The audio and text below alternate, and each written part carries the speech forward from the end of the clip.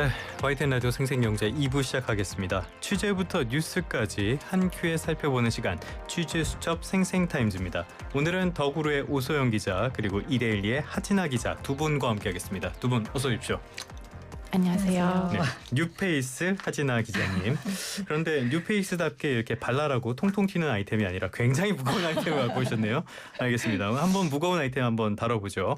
하지만은 아무리 무겁다 그래도 우리가 짚어보지 않을 수 없는 이야기. 이재명 정부의 인선 문제로 가지고 오셨습니다. 인사 내용 일단 간단하게 살펴볼까요? 네, 이번 개편에서 가장 주목할 점은 그 김용범 전 기획재정부 1차관이 대통령실 정책실장으로 복귀했다는 점인데요. 예. 그리고 경제성장 수석에는 하준경 한양대 교수, 그리고 새로 신설된 재정기획보좌관에는 류덕현 중앙대 교수가 각각 임명됐습니다. 관료와 교수들. 네. 예. 사실은 뭐 아시겠지만 이게 처음 신정부가 이렇게 새 정부가 만들어지면 이제 인선이 어떻게 됐느냐에 따라서 이제 앞으로 경제 정책이 어떻게 나가겠다 이런 방향성을 예. 좀 보여줄 수 있기 때문에요. 그래서 이제 좀 구체적으로 살펴보면 김 실장 같은 경우에 이제 서울대 경제학과 졸업해서 행정고시 30회로 공직에 입문을 했고요.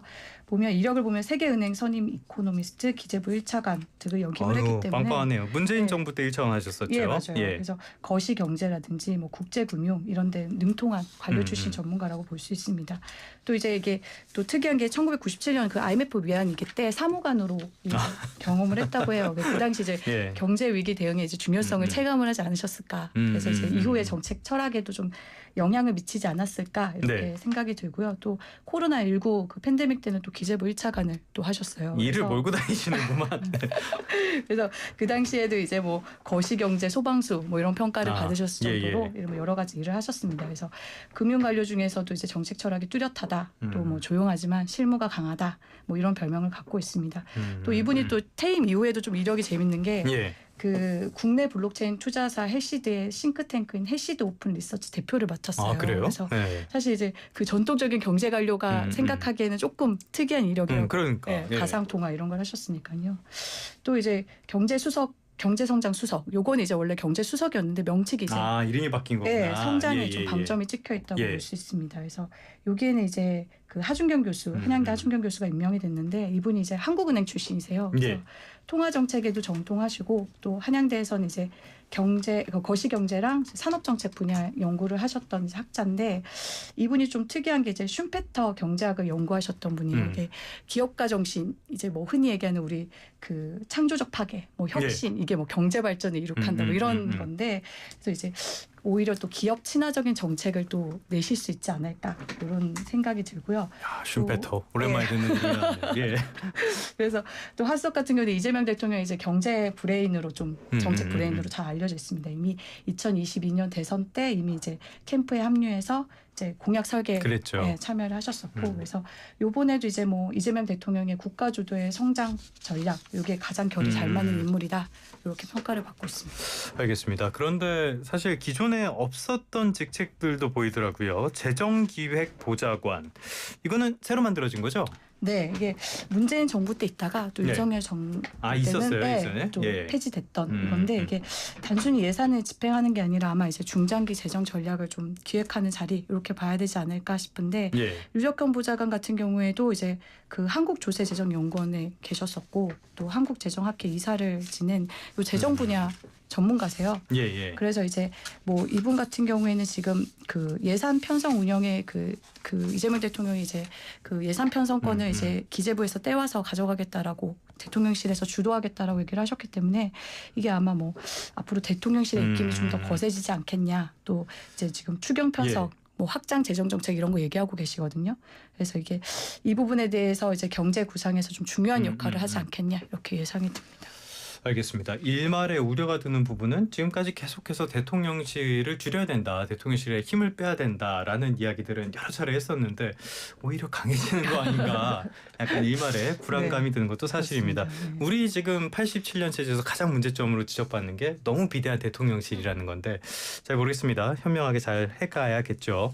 또 새로운 거 하나 AI 미래전략 수석이네요. 이건 뭡니까? 네, 이게 좀 굉장히 좀 눈에 띄는 예. 요즘 뭐 AI 없으면은 좀 대화가 안 될 정도로 이런 시대인데 이제 뭐 다들 스마트폰으로 하고 있고. 네, 예. 대통령실마저 이제 AI 그 수석실에 중요하죠. 생긴다는 건데 네.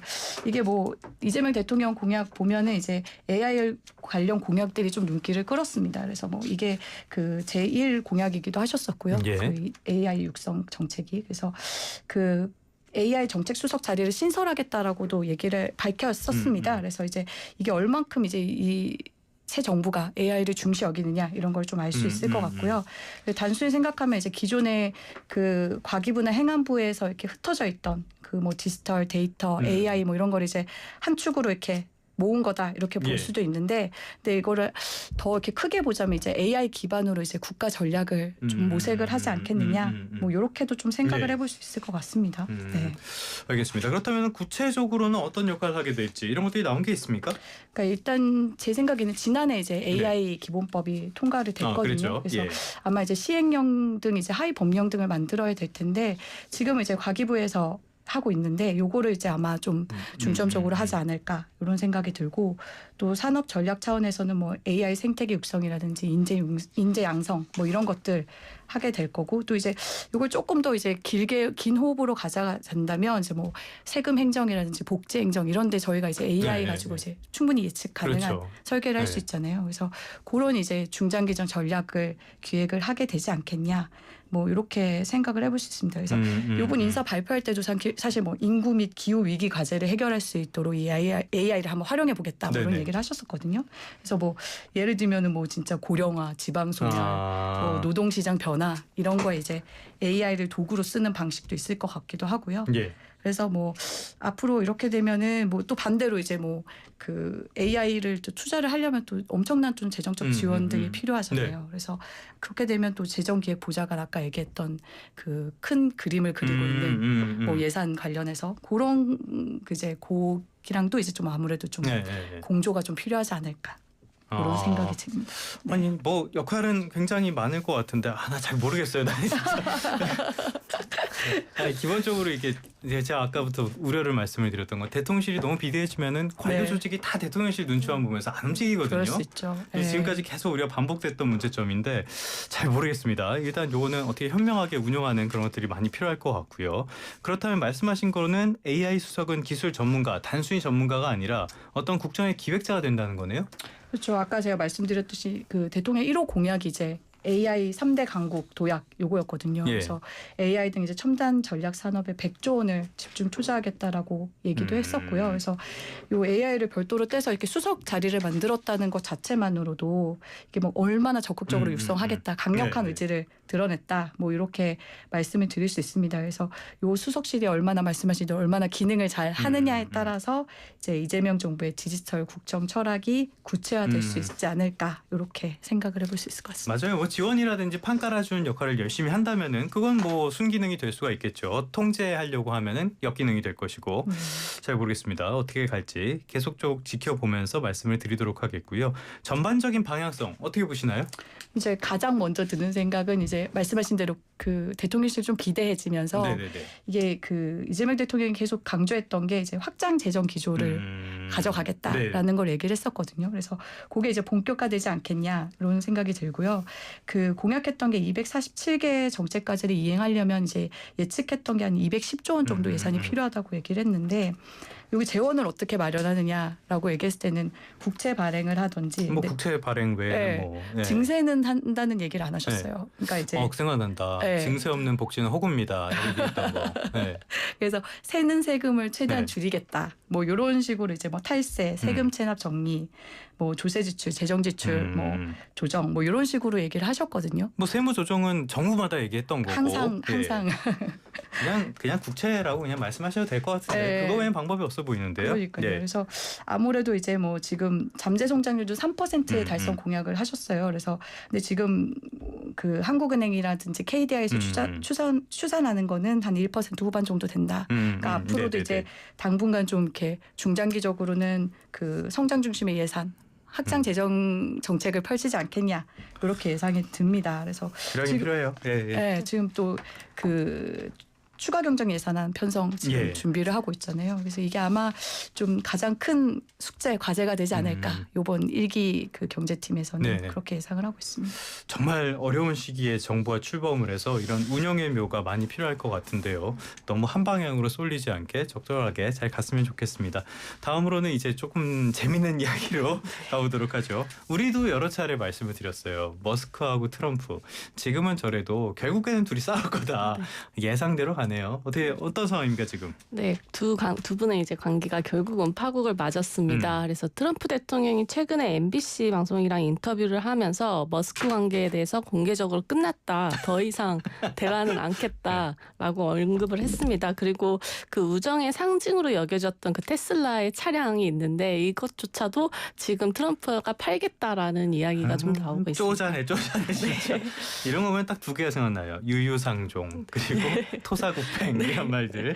왜 이렇게 사이가 갑자기 안 좋아진 겁니까? 네, 일단 그 머스크는 그 정부혈부 수장직을 맡았었는데요. 그 맡은 이후부터 트럼프 측근들이랑 계속 충돌을 했었습니다. 그렇죠. 그 대표적인 사건이 이제 머스크가 대대적인 구조조정을 추진을 하면서 업무 성과를 이메일로 보내달라 이런 지시를 내렸었는데 네. 이게 당시에 이제 고위 공무원들 그러니까 담당 부처에 있는 고위 공무원들이랑은 전혀 협의 없이 독단적으로 이뤄져서 내부적으로 굉장히 반발이 샀었습니다. 네. 그래서 뭐 마코 루비오 국무장관이랑 막 공개적으로 설전을 했다. 그리고 트럼프 이제 2기 행정부의 2인자라고 불리는 수지 와이스 비서실장이랑도 관계가 틀어졌고요. 그러면서 이제 점점 관계가 틀어졌는데 이제 트럼프는 초기에는 머스크를 옹호했습니다. 그래서 머스크가 굉장히 훌륭한 일을 하고 있다라고 하면서 옹호를 해주다가 계속 이제 관계가 틀어졌다 보니까 이제는 좀 감당하기 힘들지 않았냐라고 트럼프도 판단한 것으로 보이고요. 그리고 정책적으로도 일단 둘은 좀 많이 달랐습니다. 그래서 지난달 이탈리아 부총리 주최 행사에 참석을 해가지고 무관세 체제로 가는 게 맞다 이런 이야기를 했었거든요. 네. 트럼프가 대표적으로 추진하는 게 상호관세 그렇죠. 정책인데 이거를 엇박자를 계속 냈었고요. 그리고 이제 공직에서 물러난 이후로는 더 과감하게 발언을 했습니다. 그래서 트럼프가 크고 아름다운 법이라고 불리는 이 감세 법안에 대해서도 이게 되게 터무니없는 법안이다. 낭비로 가득하다. 폐기해야 된다. 이렇게 거침없이 좀 발언을 했었거든요. 그러면서 트럼프가 계속 이제 참다가 이제 더는 못 참겠다라는 게 돼버린 거고요. 그러면서 트럼프도 이제 반대적으로 이 제러드 장먼이라고 항공우주국 그러니까 나사의 국장 후보로 이게 지명이 됐었습니다. 이 제러드 장먼이 머스크와도 굉장히 친분이 두터운 인물로 알려져 있고요. 머스크가 설립한 스페이스X 그 우주 기업에도 투자를 했었습니다. 그래서 이 인사청문회를 앞두고 화성 탐사가 우선돼야 된다. 달 탐사보다 우선돼야 된다. 이런 이야기를 했었거든요. 아무래도 스페이스X는 화성 그리고 나사는 달 탐사에 집중이 되어 있었는데 화성 탐사해야 된다고 얘기하면서 스페이스X가 굉장히 날개에 다를 것 이런 평가가 있었는데요. 결국 이번에 지명이 철회됐습니다. 그래서 두 사람의 감정의 골이 수면 위로 드러났다라고 볼 수 있겠습니다. 그래요. 원래 권력을 차지할 때까지 위험한 사람은 권력을 차지하게 되면 위험한 놈이 되는 거예요. 이럴 줄 알았어. 아무튼 근데 이걸 두고 기술 우파 진영의 분열이다. 이런 분석도 나오던데 이건 또 무슨 얘기입니까? 네, 일단 그 우파 진영의 마가와 그리고 기술 우파 이 두 진영이 분열이 됐다라고는 평가가 나오고 있습니다. 이 마가는 그 메이크 아메리카 그레이트 아메리카 어게인이라는 그 트럼프의 1기 대선 공약. 이제 이 단어만 보면 막 알러지가 날라 그래. 네, 그 대선 공약에서 따온 말입니다. 그래서 트럼프의 지지자들을 칭하는 말인데 이 마가 진영의 기본적인 입장은 이민자 단속해야 된다, 추방시켜야 된다, 미국 우선주의의 정책을 지지를 하고 있습니다. 그래서 반대로 이제 그 기술 우파 진영에서는 그것보다는 기술 혁신과 재정 건전성이 중요하고 그렇기 위해서는 결국은 세계 시장을 개방해야 된다라는 입장을 피고 있는데요. 그러니까 결국 기조가 서로 다릅니다. 이런 상황에서 트럼프와 머스크 두 사람이 브로맨스를 펼치면서 이 두 진영이 공조를 해왔었는데 이번 갈등으로 결국 마가랑 기술 우파가 공존할 수 있다라. 할 수 없다라는 게 드러나게 됐습니다. 그 트럼프가 이민자 단속 추방과 관련해서 굉장히 많은 예산을 쏟고 있습니다. 그래서 이미 뭐 예산이 부족하다고 하고 있고, 그래서 지난 2월에 백악관에서 하나로 약 250조 원 정도 증액해달라는 요청을 했었습니다. 그러니까 이민자 추방에는 되게 막대한 돈을 풀면서 감세 정책을 펼쳐서 세금은 줄이고 있거든요. 이러면서 테크 기업들에 대한 보조금도 삭감이 됐습니다. 그래서 결국은 기술 우파 입장에서는 반대할 수밖에 없는 정책을 계속 펼치고 있고요. 이런 지향점들이 결국 다른 게 과연 동거가 그동안 가능한 것이었냐, 네. 애초에 불가능한 게 아니었냐 이런 평가가 나오고 있습니다. 우리 뭐 국제부도 막 해보고 그랬으니까 간밤에 뉴스 보셨어요? LA 쪽에서 난리 난 거? 진짜 이 시위도 이렇게 커지고 거기다가 뭐 병력을 진짜 가지가지 한다는 생각이 듭니다. 정말 세계가 이렇게까지 갑작스럽게 위험해지고 있어요. 단 한 사람의 이런 대통령이 탄생을 함에 따라서. 어쨌든 간에 머스크 이쪽은 사실 트럼프 행정부를 도와주면서 상당한 그 경제적인 이득이라든지 사업적인 이득을 기대해 왔잖아요. 요게 타격 가능성 어떻게 보십니까? 네, 일단 머스크가 열심히 하고 있는 사업 보면 대부분 다 미래 사업입니다. 테슬라의 자율주행, 그리고 아까 말씀드린 스페이스X 기업의 우주 사업, 그리고 휴머노이드 로봇 사업, 이런 네. 사업들은 결국은 스스로 개척해야 하는 사업이기 때문에 얼마나 정부가 이 사업을 그렇죠, 전폭적으로 지지해 주냐, 그리고 규제를 완화해 주냐, 사업 승인을 빨리 해 주냐, 이런 문제들이 중요합니다. 그래서 트럼프 정부 때 이걸로 인한 좀 이득을 기대를 했습니다. 그 스페이스X 같은 경우는 트럼프 정부랑 이제 계약을 맺으면서 좀 이득을 봤었는데 일단 국방부랑 8조 원이 넘는 군사용 위성 발사 계약을 네. 했습니다. 그리고 60조 원 이상의 농촌 인터넷망 보급 사업에도 참여할 기회를 얻었고요. 그리고 미국 정부가 이제 자율주행 규제를 완화하겠다 해서 주별로 했던 거를 완전히 통합해서 연방 차원에서 하나의 규제로 만들겠다. 이 부분도 테슬라가 기대했던 부분입니다. 네. 그런데 이 두 사람의 관계가 끊어지면서 결국은 악영향을 줄 수밖에 없다라고 보여지는데요. 지금 그 그록 3, 그러니까 챗GPT에 대항해서 네네네. 만들었던 XAI 같은 경우에도 투자금을 계속 모집을 하고 있는 상황이었습니다. 그래서 그 몇 조 원 이상의 투자금을 모집을 하고 있었는데 이 트럼프랑 머스크의 관계가 깨지다 보니까 불확실성이 우려된다라고 하면서 좀 더 높은 금리나 할인율, 낮은 할인율을 요구하지 않을까라는 네네네. 이야기가 나오고 있습니다. 눈치도 좀 보일 것이고. 네, 그리고 트럼프가 당장 뭐 계약을 끊겠다라고까지는 하지는 않았지만 계약 검토하겠다라는 것도 분명히 했고요. 스페이스X 같은 경우에는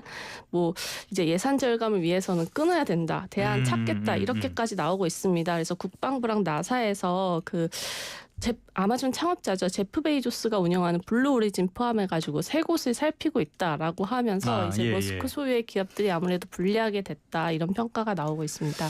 자, 저희가 이런 관련 소식들을 다루면서 스페이스X에 대한 이야기를 자주 해요. 그런데 이게 뭐 인터넷 서비스다 뭐 이렇게만 알고 있는데 정확하게 뭐 하는 회사입니까?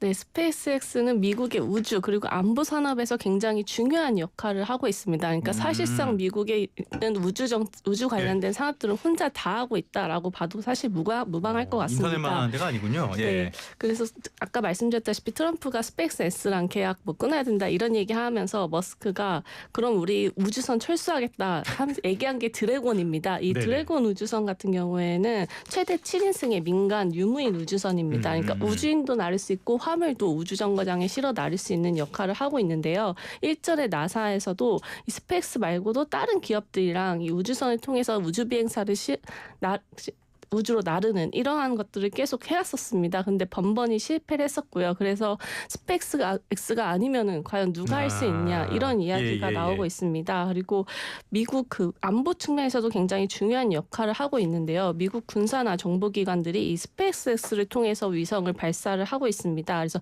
국방부 산하의 기관도 보면 그 정찰 위성을 지난해 6차례 이제 스페이스X 통해서 발사를 했었고요. 올해도 지금 발사 계획이 있습니다. 그리고 미국이 전투에서 우주 능력을 향상시키는 거, 그리고 안정적인 위성 통신망을 제공하는 이 스타실드 위성이라는 걸 만들고 있는데 이것도 스페이스X에서 제작을 하고 있습니다. 그리고 미 우주군도 이미 스페이스X랑 8조 원 이상 계약을 한 상태이고요. 네. 이게 아까 말씀드렸던 그 대체안으로 검토 중인 블루 오리진이랑 비교를 하게 되면 계약 규모가 약 3배 정도 차이가 나게 됩니다. 그래서 과연 대체가 가능하냐 이런 이야기가 계속 나오고 있고요. 네. 다만 이번 싸움이 그렇다고 해서 절대적으로 트럼프가 불리하냐 그렇게도 보기가 좀 힘듭니다. 왜냐하면 스페이스X가 하는 많은 사업들이 미국 정부 규제와 관련이 되어 있기 때문입니다. 그래서 2022년부터 스페이스X가 하려고 했던 사업 중에 하나가 이 기지국을 위성 인터넷망으로 대체하겠다라는 사업이고요.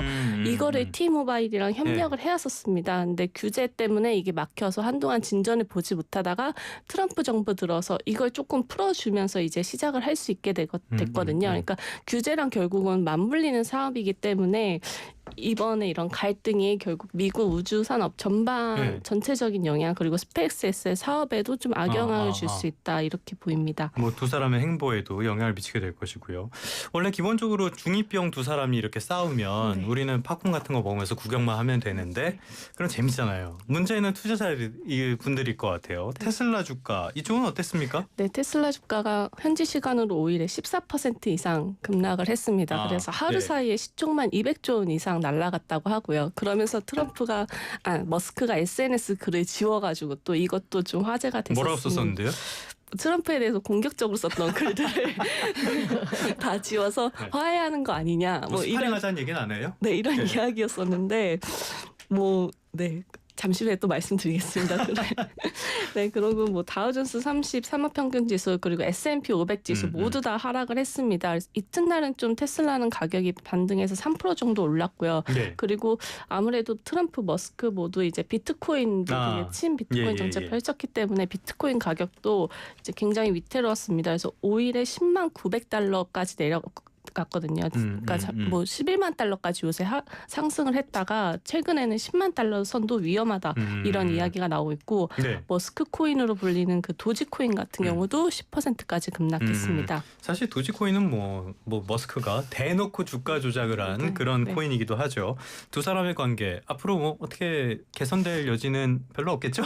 어떻게 보십니까? 네, 저는 일단 개인적으로는 당장은 화해 국면은 어렵다라고 보입니다. 가장 주목해야 될 부분은 이제 트럼프 대통령의 태도 변화인데요. 트럼프가 그동안은 굉장히 그 머스크와의 관계에 대해서 조용히 입을 다물어 왔었습니다. 그래서 머스크가 정부 수장직 나갈 때만 해도 황금 열쇠 주면서 다시 오자 이런 이야기까지 펼쳤었는데 이번에 아예 공개적으로 대화는 없다라고 밝혔습니다. 그리고 머스크도 이제 초기에는 아까 말씀드린 것처럼 SNS 글도 뭐 삭제하고 했었지만은 이제는 다시 또 공격으로 태세를 전환해서 뭐 오늘 아침에 나온 뉴스도 SNS에 또 글을 올려서 트럼프의 정책을 비판하는 글을 올렸다 이렇게 또 얘기가 나오고 있던데 결국 이게 계속 감정 싸움으로 치닫고 있습니다. 그리고 다만 과연 머스크를 트럼프가 과연 계속 필요로 하느냐 이것 또한 좀 의문이 드는 부분입니다. 왜냐하면 머스크가 여러 차례 이제 통제가 불가능하다라는 걸 입증했거든요. 트럼프가 초기에는 좀 통제를 하려고 했던 것 같습니다. 그래서 4월만 하더라도 비서실장 통해서 이제 트럼프가 관세 정책에 대해서 계속 비난하니까 좀 잘 봐라. 너가 좀 관리 좀 해봐라 이런 얘기를 했었고 실제 비서실장이 머스크랑 여러 번 만나서 얘기도 했다고 하는데 이런 것들이 다 불가능하다라는 걸 알았기 때문에 과연 옛날처럼의 브로맨스를 할 수 있을까? 이거에 대해서는 좀 의문이 듭니다. 진짜 그 락스타처럼 펄쩍펄쩍 뛰던 머스크가 이렇게 됐네요. 여러분 이게 최강대국이라는 미국의 대통령과 주목받는 빅테크 CEO의 수준입니다. 지금까지 이데일리 하진아 기자, 더불어 오소영 기자 두 분과 함께했습니다. 오늘 말씀 고맙습니다. 감사합니다.